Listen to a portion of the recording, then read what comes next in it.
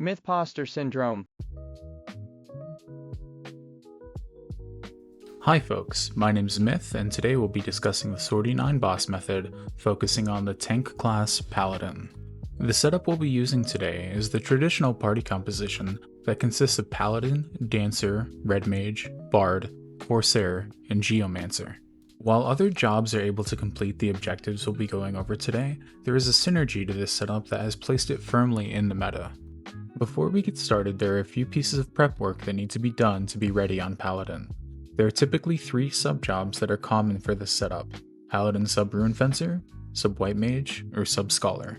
In order to pick which one works for you, it is important to understand the goal of a Paladin in this content and what each sub-job has to offer.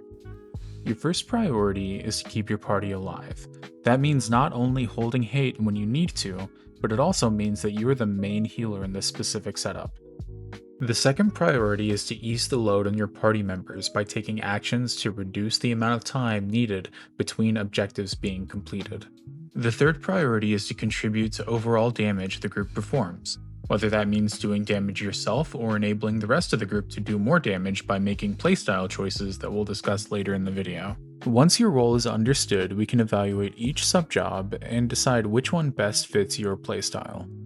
The Runefencer subjob offers the most enmity tools. Job abilities like Flug and Volation are excellent to generate enmity, and can be timed to reduce damage or resist status debuffs. Foil is another excellent enmity tool that can be used effectively, but in order to use it, you must be at master level 45 or higher. Sub-White Mage offers a more support and healing based opportunity while sacrificing some of the enmity opportunities Sub-Runefencer has. You will gain access to status removal spells like Erase or Paralina, and with enough master levels you can gain access to other spells like Auspice that can add Subtle Blow to reduce the amount of nasty TP moves some of the more dangerous bosses can perform. The final sub-job I'll discuss is Scholar. This sub offers status removal spells similar to White Mage, as well as the ability to make certain spells area of effect.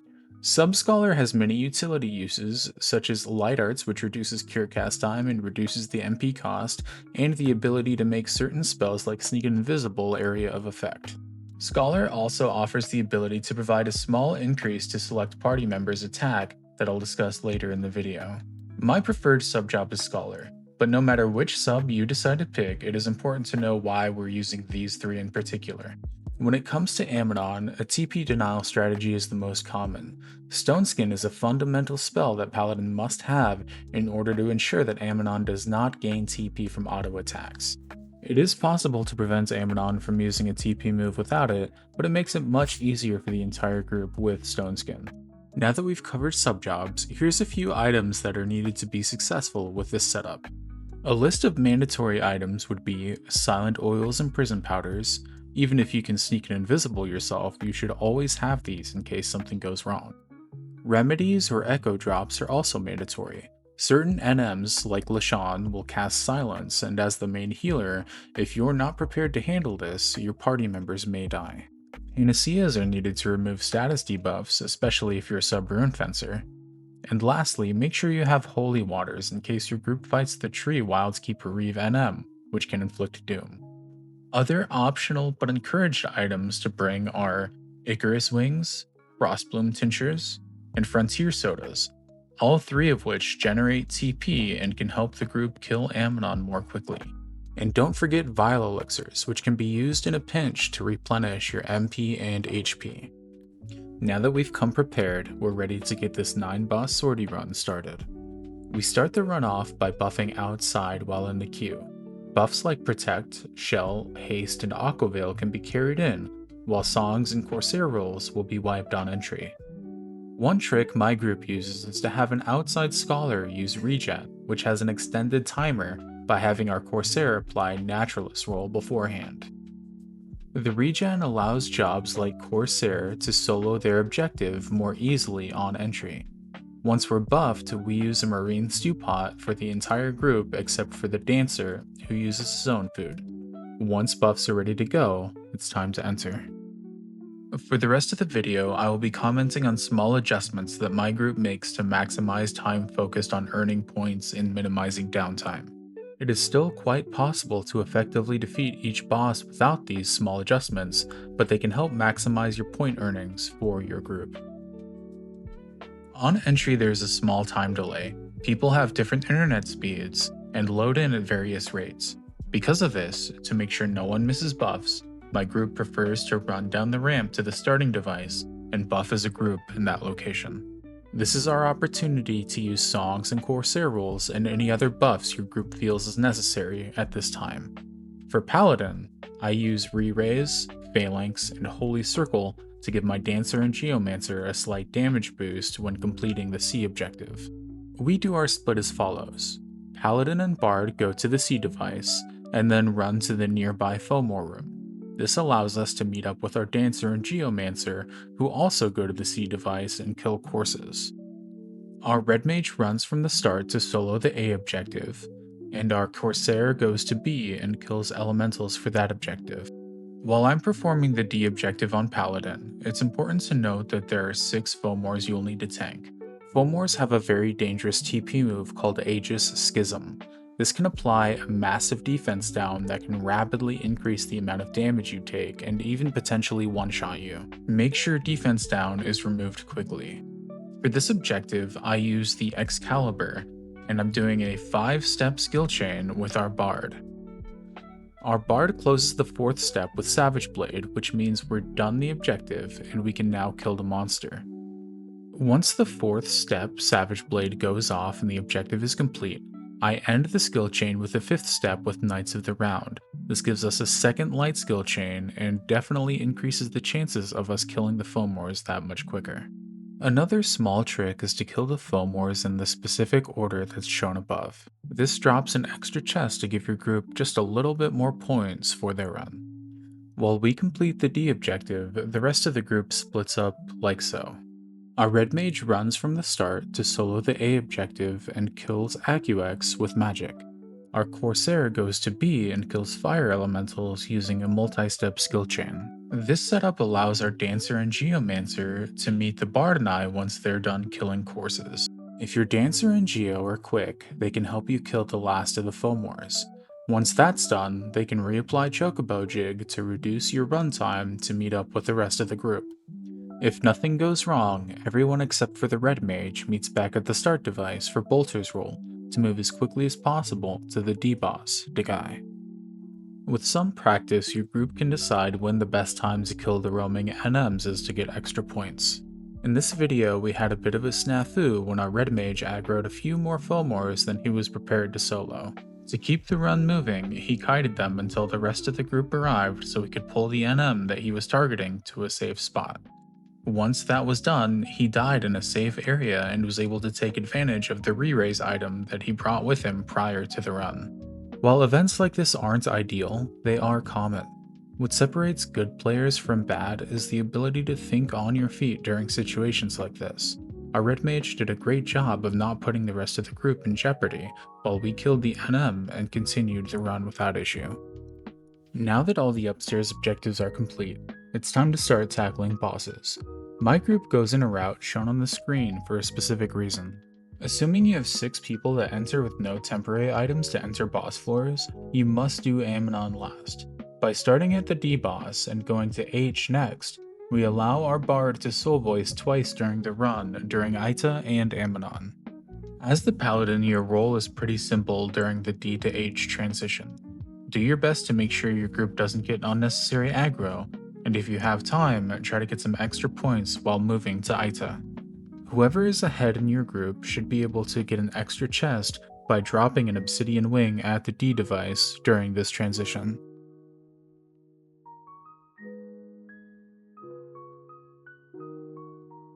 Once we've arrived at Aita, your role as the Paladin changes from focusing on healing to focusing on generating and maintaining enmity, and kiting so your group can safely deal damage. We start this fight after using Soul Voice songs by having our Red Mage use Spontaneity and Saboteur to place Gravity. Prior to this, make sure you're ready with Crusade to enhance enmity and Divine Emblem to increase your enmity generation during your first flash. I also like to use Fealty at this time just in case a TP move does go off while Gravity is being placed. Aita has some nasty debuffs like slow that can hurt your ability to generate enmity.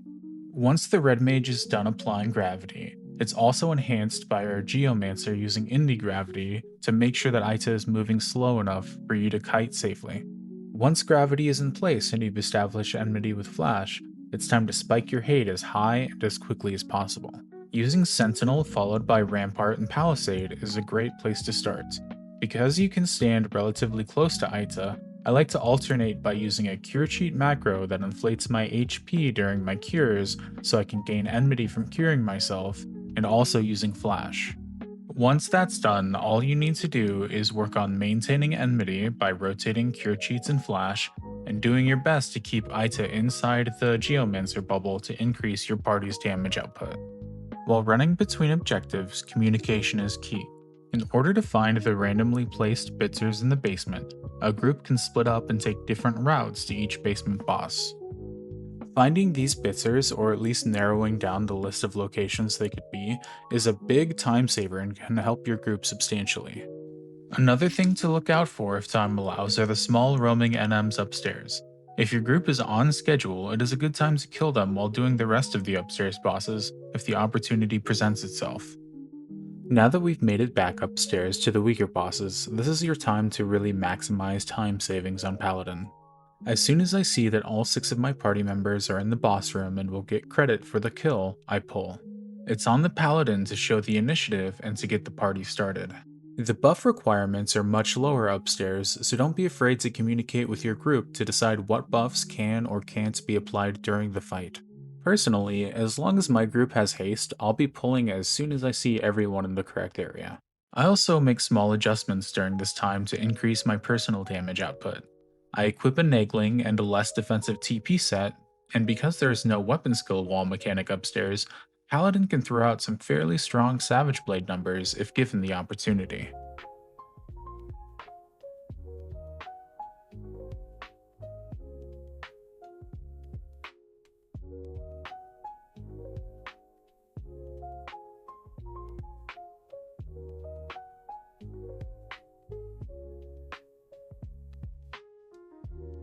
Lashawn is one boss you may want to change your playstyle for. Wind Hands can be especially dangerous with the Absorb stat ability, as well as the ability to silence you. It is not uncommon for groups to be caught flat-footed and experience a death or two during this fight. One way to avoid this would be to stand back and heal to avoid the silence if Wind Hands or stun during Thunder Hands. Other things to be aware of are damage over time spells and other debuffs that can be deflected back at you or that it applies via TP moves. Your choice on how to handle this fight will rely on how comfortable your group is and your personal preferences. Being ready to help remove debuffs that your party members may not see and remove themselves with panaceas can help decrease your runtime towards the next boss. Taking advantage of timing when your bard needs to re-sing by curing your party can be another way to take advantage of downtime that's already being spent. Small time savers like sneaking and invising your party while the bard is singing will add up over the course of the run and increase your overall point gain. The remaining boss upstairs stays largely the same. Do as many objectives while you can on the run, making sure you're taking care of your party, and then get ready to tackle the basement bosses, whichever way your group wants to. We follow the route I mentioned before and go to Gartel once the upstairs bosses are complete. We primarily do this order to take advantage of the Blaze of Glory and Entrust timers so our Geomancer can get one extra use of them during the run and prior to Aminon. Once we've made it to Gartel, we're back in kite mode. Unlike Aita, Gartel is more strict and requires you to stay beyond 20 yalms to avoid TP moves. Just be sure that you're within 25 yalms while performing actions to ensure that enmity is generated. My group fights Gartel by using the following strategy. Our red mage stymies and saboteurs and pulls with gravity. When I see the gravity land, I tag with flash. While the rest of my group runs in and continues debuffing, I use all of my available job abilities to generate as much enmity as I can. Starting with Sentinel to increase the enmity generation of other abilities, I will also Invincible, Palisade, and Rampart. Once the initial pull is complete, at that point just do your best to stay beyond 20 yalms while keeping Gartel in the Geo Frailty bubble. A Cure Cheat macro to continue increasing your enmity doesn't hurt during this time, but as long as your Dancer super jumps when it's appropriate, it shouldn't be needed too much.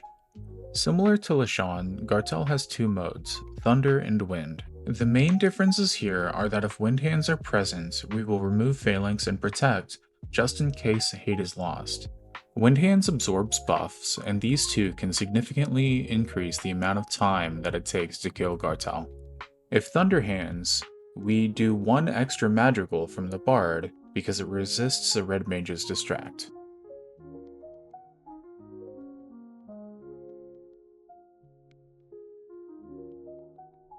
The next fight is where I switch things up a bit. During the run between Gartel and Triboulex, I equip my Shining One and use Regain gear to gain TP while I move. Triboulex is a monster that is very susceptible to Leg Sweep, which can stun him for up to 10 seconds at a time. This can significantly increase your kill speed by avoiding annoying TP moves. Another buff to increase your group's damage here is Holy Circle. Both Triboulex and his counterpart Scamora are undead and are susceptible to these killer traits. By using a higher accuracy TP set paired with Enlight 2, it is fairly easy to alternate between stunning Triboulex and curing your party as needed. Once Triboulex is down, it's time to head towards your last basement boss. If your group decides to take on the Botulus, I recommend keeping Shining One on and giving it the same leg sweep treatment that we gave Triboulex to avoid any ill-timed charms going off. Otherwise, keep doing what you're doing, sneaking and visiting, and taking care of your group, and race to the E-boss. If time allows, don't forget to perform the objectives to trigger the extra chest at each Bitzer. If your group chose not to fight the Botulus, it is very easy to avoid the taint from the E-boss by standing beyond 15 yalms and treating it similarly to how we treated Aita. The difference now is that if your red mage applies gravity, almost no movement at all is required. Because you're able to stand still and cast more easily, it's easy to maintain hate by focusing on flash and cure cheat macros. By doing this instead of burning job abilities, you guarantee you have those ready to spike hate when you do Aminon next. If everything goes well, this fight should be the quickest and easiest basement boss that you fought, so sit back, spam those macros, and watch the show.